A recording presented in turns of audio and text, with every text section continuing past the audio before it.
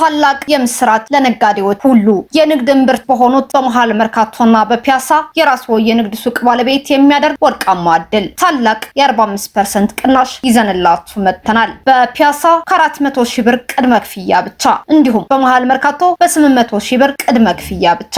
ይህ የ45% ታላቅ ቅናሽ እድል የተመቻቸው መጀመሪያ ለሚመጡ ለ10 ባለ እድለኞች ብቻ በመሆኑ ፈጥነው አሁኑኑ ይመዝገቡ። ያሉን ሱቆች እጅግ ውስን በመሆናቸው አሁኑኑ በ0995 13 722 ይደውሉ። ሜሪት ፕሮፐርቲስ። ሰላም ጤና ይስጥልኝ የተወደዳችሁ የሰለዳ ሚዲያ አድማጭ ተመልካቾቻችን እንዴት ቆያችሁ? ለዕለቱ መራርጠን ወደ እናንተ ለማድረስ ያዘጋጀናቸው አዳዲስ ትኩስና ወቅታዊ መረጃዎችን ይዘን ቀርበናል። መረጃዎቻችን እየተከታተላችሁ እስከ ፕሮግራማችን ፍጻሜ ከኛ ጋር እንድትቆዩ ከወዲሁ በታላቅ አክብሮት ጋብዛለሁኝ። የትግራይ ወጣቶች በሱዳን የእርስ በርስ ጦርነት እንዳይሳተፉ ባይቶና ፓርቲ አስጠነቀቀ። የትግራይ ወጣቶች ተገደው ተሽጠው ወይም ተገፍተው በሱዳን የእርስ በርስ ጦርነት ውስጥ ማገዶ እንዳይሆኑ ባይቶና ፓርቲ ባወጣው አስቸኳይ መግለጫ አስጠንቅቀዋል። ፓርቲው ዛሬ ሰኔ 2 ቀን 2018 ዓ.ም ባወጣው መግለጫ የትግራይ ወጣቶች ከነሱ ፍላጎትና ብሔራዊ ጥቅም ውጪ በህወሓት ቡድን በኃይል ወደ ሱዳን የእርስ በርስ ጦርነት ቀጠና እየተወሰዱና እየተሰማሩ መሆናቸውን በጽኑ አውግዟል። ባይቶና ፓርቲ ደረሰኝ ባለው ተጨባጭ መረጃ ይፋ ሲያደርግ የህወሓት ቡድን የትግራይ ወጣቶችን ወደ ሱዳን የእርስ በርስ ጦርነት ለመቀስቀስ ሁኔታዎችን እያመቻቸ ይገኛል ብለዋል።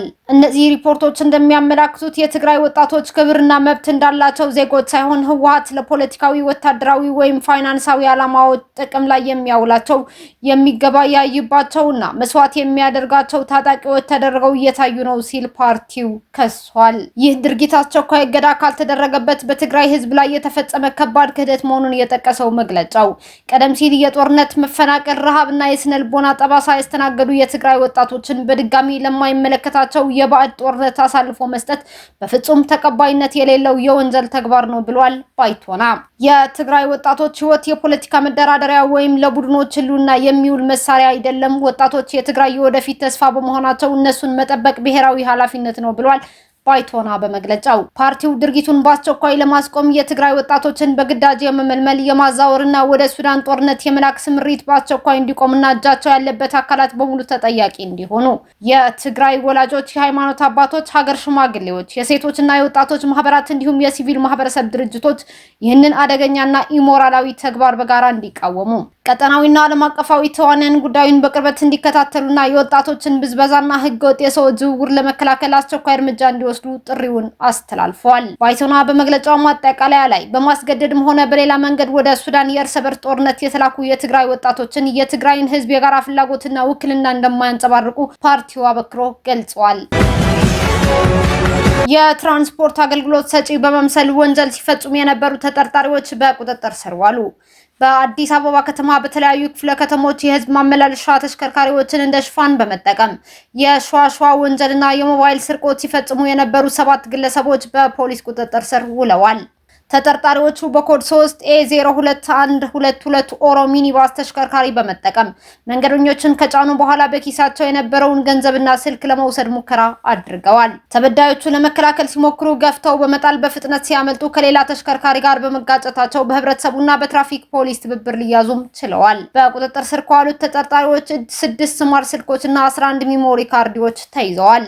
በሌላ በኩል በቦሌ ክፍለ ከተማ ወረዳ 12 ቡልቡላ አካባቢ የሞባይል ስርቀት ሲፈጽሙ የነበሩ 2 ግለሰቦች በፖሊስ ቁጥጥር ስር ውለው 4 ስማርት ስልኮች በኤግዚቢትነት ተይዘዋል። የአዲስ አበባ ፖሊስ እንደገለጸው በእነዚህ ግለሰቦች ወንጀል የተፈጸመባቸው ማናቸውም ተበዳዮች በአዲስ አበባ ፖሊስ ዋና ጠቅላይ መምሪያ በአካል በመቅረብ የተሰረቁ ንብረቶቻቸው ለይተው መረከብ ይችላሉ ብሏል። ወንጀለኞቹ በተደራጀ መንገድ በተለያዩ ክፍለ ከተሞች የሚንቀሳቀሱ በመሆኑ ህብረተሰቡ በመንገደኛ ተሽከርካሪዎች ላይ ሲሳፈር ከፍተኛ ጥንቃቄ ሊያደርግ ይገባል ብሏል የአዲስ አበባ ፖሊስ በመግለጫው። ኬንያ አማዞን ኪፐር ኬንያ ሊሚትድ በተሰኘው ኩባንያ አማካኝነት የአማዞንን የመጀመሪያውን የአፍሪካ የሳተላይት መሬት ጣቢያ ወይም ሳተላይት ግራውንድ ስቴሽን ልታስተናግድ መሆኑ ተገለጸ። ይህ ስምምነት ለኬንያ የቴክኖሎጂ ዘርፍ ታላቅ ምዕራፍ መሆኑም ተነግሮለታል።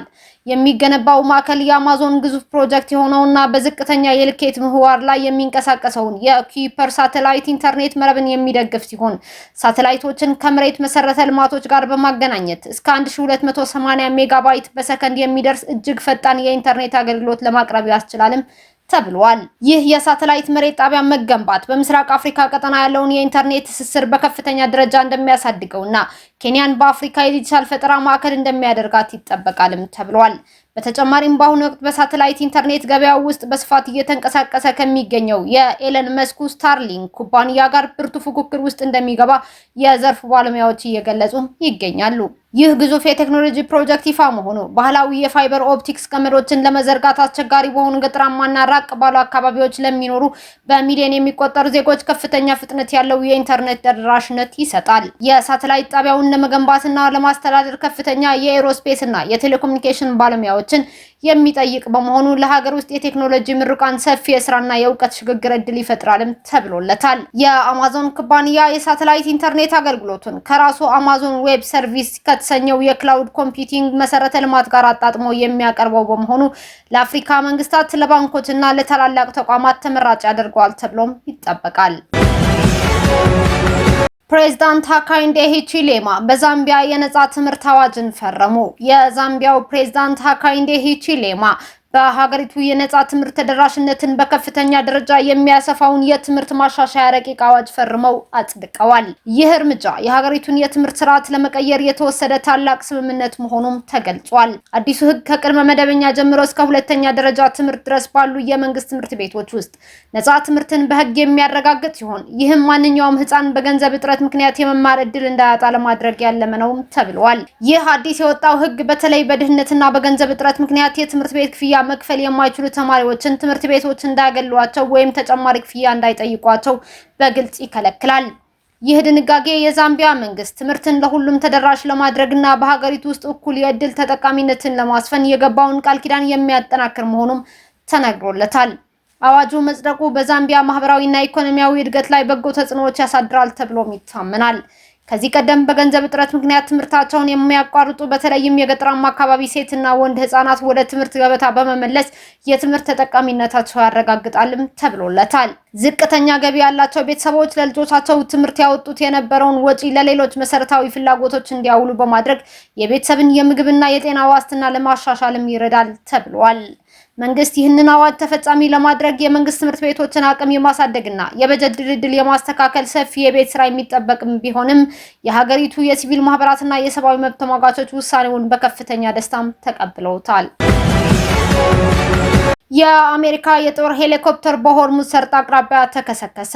በሆርሙዝ ሰርጥ አቅራቢያ ትናንትና ሰኞ ዕለት የደረሰው የአሜሪካ ጦር ሄሊኮፕተር መከስከስ አደጋ ተከትሎ አብራሪዎቹ በሰላም መታደጋቸውን ፕሬዝዳንት ዶናልድ ትራምፕ አስታውቀዋል። ፕሬዝዳንቱ በሰጡት መግለጫ አብራሪዎቹ በጥሩ ጤንነትና ደህና ሁኔታ ላይ ይገኛሉ ሲሉ ገልጸዋል። እንደ ኒውዮርክ ታይምስ ዘገባ ከሆነ አደጋው እንደደረሰ ፈጣን የነፍስ አድን ስርዓት ሰርቶ አብራሪዎቹን ማዳን ተችሏል። የሄሊኮፕተሩ መከስከስ መንስኤ እስካሁን በውል ያልታወቀ ሲሆን ፕሬዝዳንት ትራምፕ ዝርዝር ሁኔታውን የያዘ ይፋዊ ሪፖርት ዛሬ እንደሚደርሳቸው ገልጸዋል። ይህ ወታደራዊ አደጋ የተከሰተው በአሜሪካና በኢራን መካከል ያለው ዲፕሎማሲያዊ ግንኙነት ወሳኝ ምዕራፍ ላይ በደረሰበት በዚህ ወቅት ነው። ፕሬዝዳንቱ አክለውም ከኢራን ጋር እየተደረገ ያለው የሰላም ስምምነት ድርድር የመጨረሻው ደረጃ ላይ መድረሱን ይፋ አድርገዋል። ከኢራን ጋር የሚደረገው የሰላም ስምምነት የመጨረሻው ምዕራፍ ላይ ደርሷል ብለዋል ፕሬዝዳንት ዶናልድ ትራምፕ። ከተባበሩት መንግስታት ድርጅት በኩል የተሰሙ መረጃዎችም ይህንን ዲፕሎማሲያዊ እንቅስቃሴ የሚያጠናክሩም ሆነዋል። በተባበሩት መንግስታት ድርጅት የኢራን አምባሳደር አሚር ሳኢድ ኢራቫኒ በበኩላቸው ውጥረቶችን በዘላቂ ስምምነት ለመቋጨት ከአሜሪካ ጋር የሚያደርጉት ውይይቶች አሁንም በንቃት እየቀጠሉ መሆናቸው በቅርቡ ማረጋገጣቸው ይታወሳል። እስካሁን አብራችሁን ከኛ ጋር ስለነበራችሁ እያመሰገንኩኝ በሌሎች መረጃዎች እስክንመለስ እንደተለመደው የሶለዳ ሚዲያ ቤተሰብ በመሆን ላይክ፣ ሼር፣ ሰብስክራይብ ማድረጋችሁን አትርሱ። አዳዲስ ትኩስና ወቅታዊ መረጃዎቻችን በቶሎ እንዲደርሷችሁ የደወል ምልክቷን ይጫኑ። ስኬት፣ ድልና ሰላም ለኢትዮጵያውያን። ሶለዳ ሚዲያ